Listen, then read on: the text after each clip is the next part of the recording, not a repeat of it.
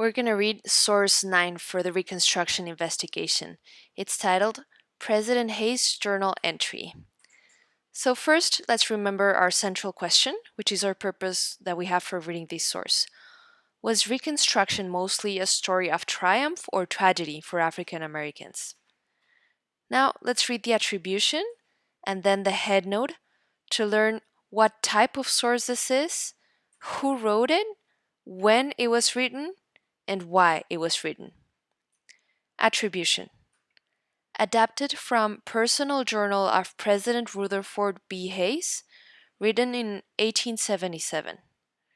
Printed in the book Voices from the Reconstruction Years by Glenn Linden.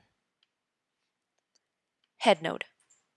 Political leaders argued about the results of the 1876 election for president between Rutherford B. Hayes, a Republican, and Samuel Tilden, a Democrat, because of violence and cheating in the South. Political leaders made an agreement called the Compromise of 1877. In the agreement, Tilden and his Democratic Party accepted Hayes' election victory, and Hayes agreed to remove federal troops from the southern states. But when President Hayes removed federal troops in 1877, the Republican governments were not protected. Democratic governments controlled all southern states. Historians say that Hayes' removal of troops from the South was the end of Reconstruction. In this text, Hayes explains in his journal why he thinks he made the right decision to remove the troops. Okay, let's pause here. Take a moment to answer these questions about the headnote and attribution in your packet. So pause and come back when you're ready.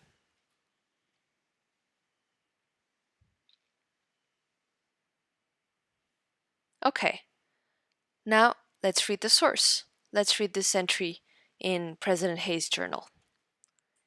April 22. We solved the South Carolina and Louisiana problems. The troops are removed, and I now hope for peace and for the security and prosperity that is important for the colored people. I will ask the states and their governors, legislatures, press, and people to promise to follow the 13th, 14th, and 15th Amendments so that the colored people will have equal rights to labor, education, and the privileges of citizenship. I am confident that this is a good work. Time will tell.